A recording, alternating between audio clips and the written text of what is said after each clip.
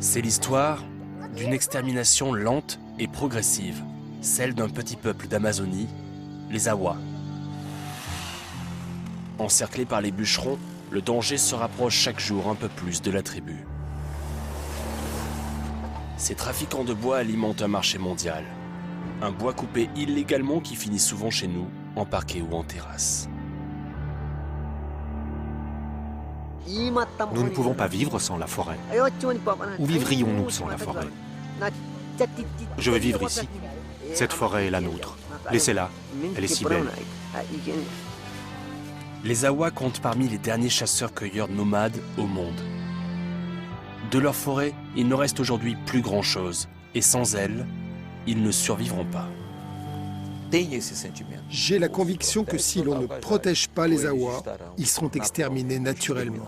Ce sera alors un grand génocide que l'humanité ne se pardonnera jamais.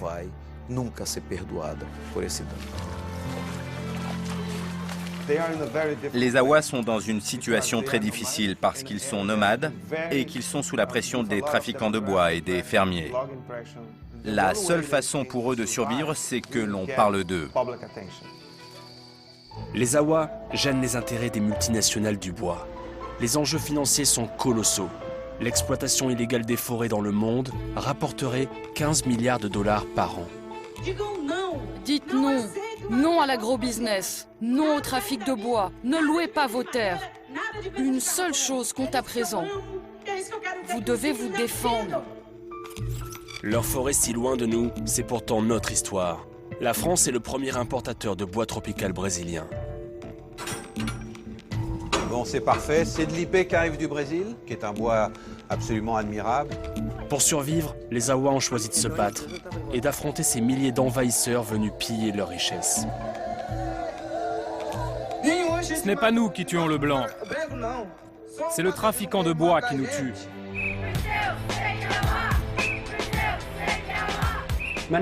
De nombreux Awa vivent encore dans l'isolement. C'est la tribu la plus menacée du monde. Et quand les trafiquants les voient, ils les tuent. Voici ce qu'on va faire. Un homme peut arrêter ça. Le ministre brésilien de la Justice. C'est vous.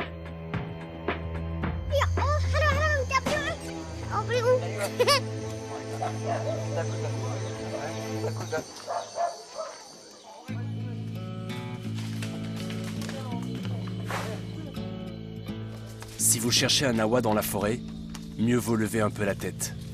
Là-haut, à la cime des arbres, on trouve souvent un enfant de 6, 7 ou 8 ans. La cueillette comme la chasse sont les fondamentaux de l'éducation chez les Awa, l'une des dernières tribus de chasseurs-cueilleurs nomades au monde.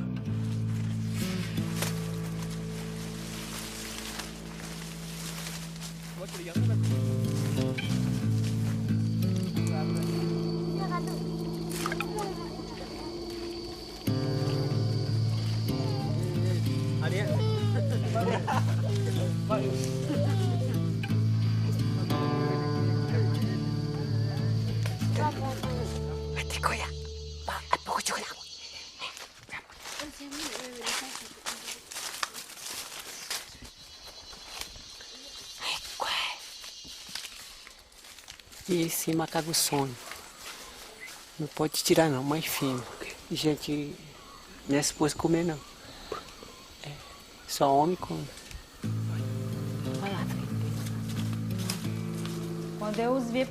La première fois que je les ai rencontrés, ça a été un vrai coup de cœur.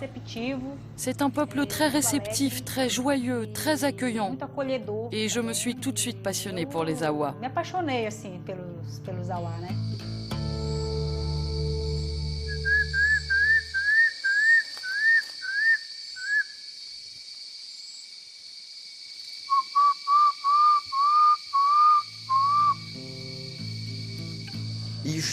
Ce qui m'a impressionné, c'est leur gentillesse.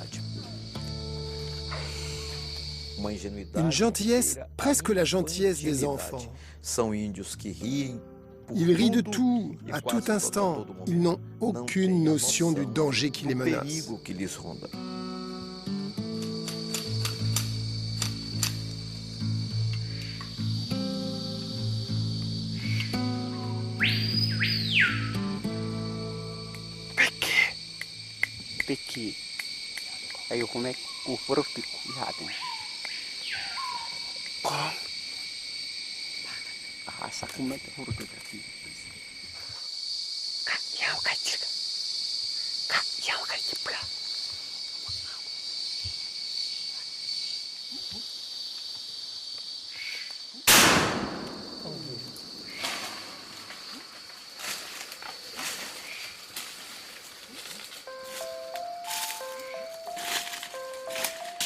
C'est au nord du Brésil que vivent les Awa, dans l'état du Maranhão.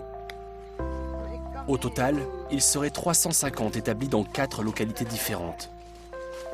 Plus une centaine qui vivraient dans un coin de forêt sans aucun contact avec notre société, pour l'instant du moins.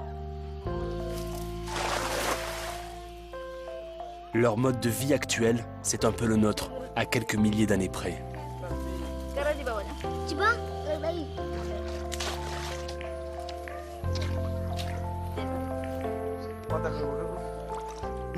Leur forêt, c'est tout pour eux. C'est à la fois leur hôpital, leur église, leur supermarché. Ils y trouvent tout ce dont ils ont besoin. C'est l'une des tribus les plus menacées du monde.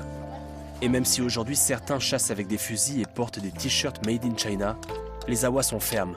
Ils veulent rester dans la forêt. Lui s'appelle Irakatoa.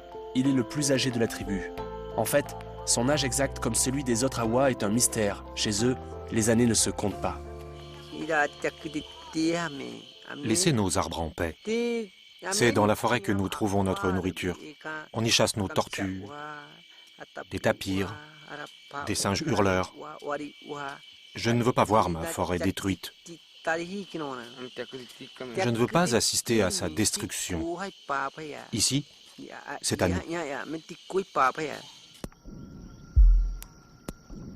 Les trafiquants de bois ne sont plus très loin de la tribu.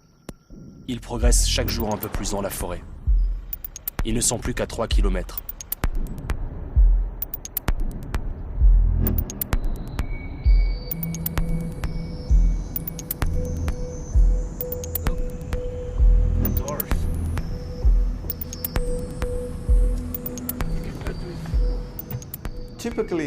Sur place, ce sont en général des petites entreprises qui emploient une cinquantaine de personnes pour aller couper des arbres. Ce sont de petites boîtes, mais qui dégagent environ $1 million par an. Même si parfois ces entreprises ont l'air un peu délabrées, elles sont en fait économiquement hyper rentables. C'est un bon moyen de devenir riche. Oui, surtout dans une région aussi pauvre. Nous sommes sur l'une de ces routes illégales construites par les trafiquants pour exfiltrer les troncs d'arbres. Un homme du coin qui connaît bien le milieu des madereros, les coupeurs de bois, nous fait la visite. Ici, mieux vaut être prudent quand on filme ces scieries clandestines. Regardez, là-bas, c'est une scierie. Les trafiquants, nous dit-on, sont souvent armés, et ce qu'ils détestent par-dessus tout, c'est que l'on vienne les déranger. Pourquoi ils ont mis toutes ces planches devant? C'est pour empêcher que quelqu'un regarde, pour éviter qu'on puisse voir tout le bois qu'ils ont coupé. Sur le bord de cette piste qui longe le territoire Awa, des troncs fraîchement déposés quelques heures plus tôt par un camion de trafiquants.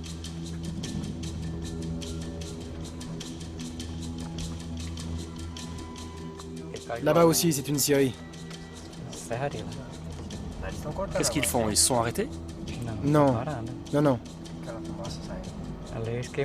Ils sont en train de brûler la sciure. Ils le font pour ne pas laisser de traces. Effacer les traces de son crime, une routine. Tout comme recevoir une visite des agents de contrôle de l'Ibama, la police des forêts. Ici, chaque camp se connaît bien, un peu trop bien même.